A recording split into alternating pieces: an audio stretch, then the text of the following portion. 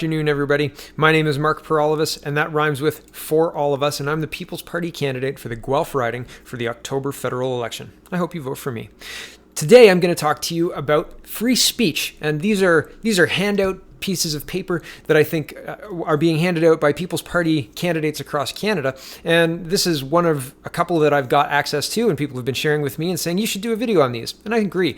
So today I'm going to, as I said, going to focus on free speech and how the People's Party feels about free speech, how the Liberal Party feels about free speech. We're going to go through the Conservative Party because of what happened with MP Cooper and what he read into record, and then we're going to look at what Elizabeth May thinks about it. I'm not going to talk about Mr. Singh because he's not very relevant in Guelph, and really he supports the same thing everyone else does, which is limiting of free speech and support the vote on Cooper to expunge what he said from the record. If you don't know what I'm talking about, don't worry, we'll get there. First, free speech as compared by party. So I'm just going to go through this quickly and then I'll show you the proof.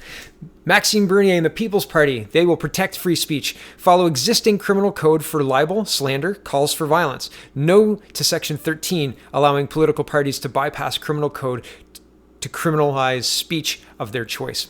The Liberal Party and Justin Trudeau, he says yes to Section 13, allowing political parties to bypass criminal code to criminalize speech of their choice, and voted yes to censor and delete the official Justice Committee record of MP Cooper. We're going to get to that.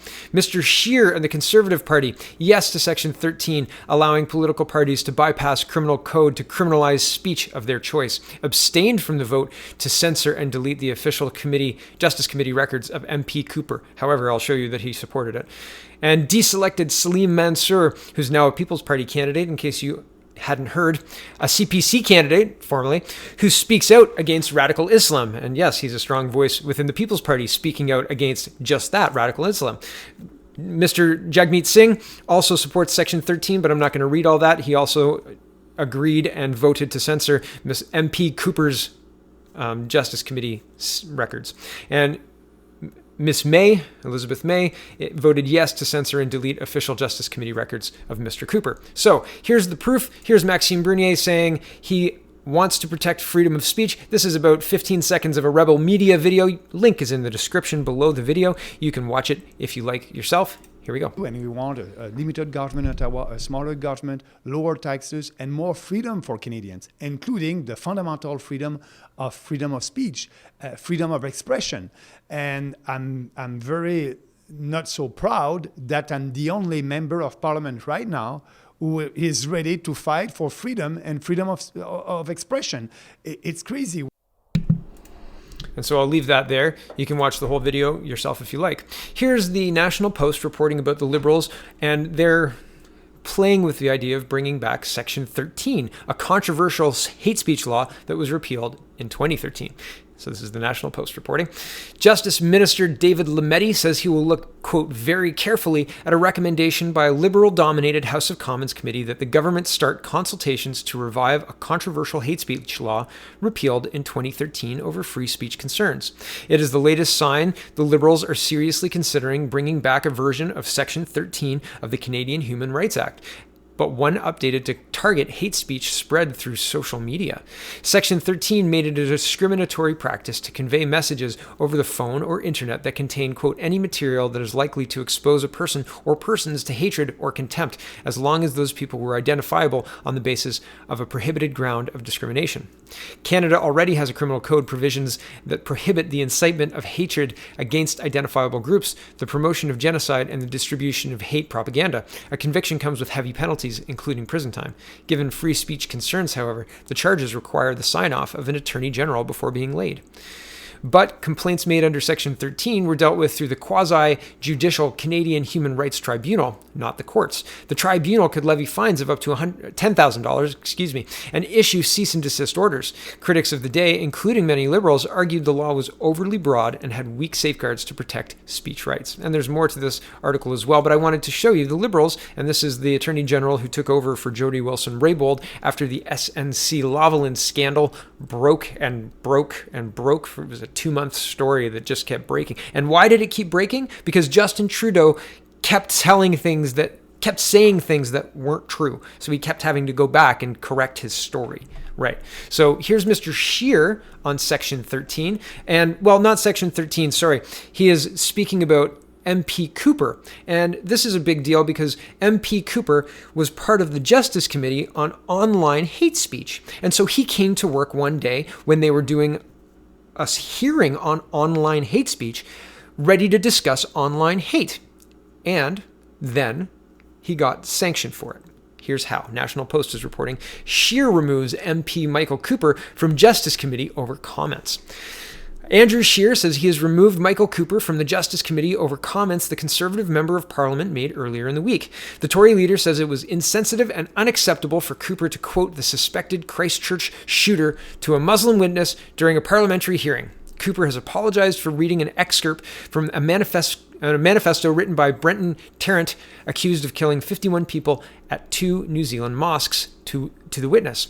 He says he, quote, "You quoted the words of a white supremacist, anti-Muslim mass murderer is in an ill-advised attempt to demonstrate that such acts are not linked to conservatism." Cooper said he should not have said the words or named the perpetrator. Scheer says he told Cooper, who represents St. Albert Edmonton, that as a consequence of his actions, he will no longer sit on the Justice Committee. He also says he now considers the matter closed.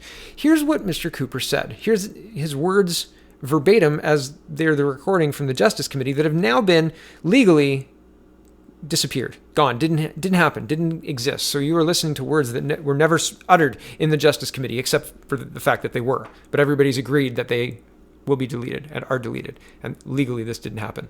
However, what he said was, what the witness said was incorrect. And it's provably incorrect based on somebody who carried out a vicious attack, who says very plainly in their documentation they don't align with conservatism. Have a listen.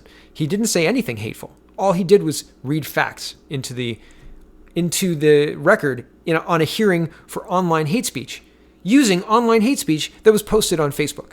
Really? He came to work prepared. How dare he? Here we go. Conservatism with violent and extremist attacks. They have no foundation, they're defamatory, and they diminish your credibility as a witness. And let me, Mr. Chair, read into the record the statement of Brenton Tarrant, who is responsible for the Christchurch massacre. He left a 74-page manifesto in which he stated, "Conservatism is corporatism in disguise. I want no part of it. The nation with the closest political and social values to my own is the People's Republic of China," close quote. And I certainly wouldn't attempt to link Bernie Sanders. I'll leave it there just because I wanted you to hear exactly the quote from the Christchurch manifesto. This was online hate speech. This was posted online. And just before this, you could hear it if you'd like. The link is in the description. The witness was saying that conservatism leads directly to murder. And I mean, hyperbolic maybe, but having the record corrected with someone, a criminal who committed these acts, who says, I'm a communist who aligns with communist China and not conservatism. I mean, that matters, right? But it's been expunged. It's been expunged. And finally for today, because Guelph is very green, despite the fact that Greens have pledged their balance of power to Justin Trudeau. So, I mean, they're an activist party that isn't even that committed to their end goal, because activism requires you to actually do something that works. And Justin Trudeau is committed to a carbon tax, which doesn't work. It doesn't reduce emissions. But anyway, that's all beside the point. Here's CTV News reporting at the bottom. Well, this is the title of the article is Justice Committee votes to expunge words of Christchurch shooter from record. And here's Elizabeth May's part. Reacting later to the decision to change the committee's record, Green Party leader Elizabeth May called the decision, quote, unprecedented, and hoped it never happened again, but still voiced her support for the committee vote. So there you go.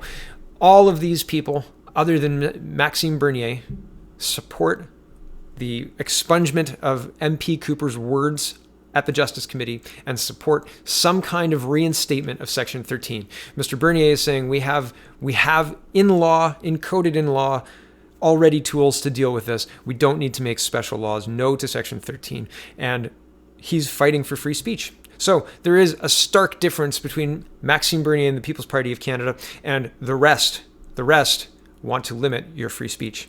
Stay tuned. I'll do the rest of these as the campaign heats up and gets closer. I'll try and do one a day, but it might be one every other day. We'll see. Thanks for watching. Again, my name is Mark Peralvis. That rhymes with For All of Us, and I'm the People's Party candidate for October federal election. I hope you vote for me. Have a wonderful, wonderful evening.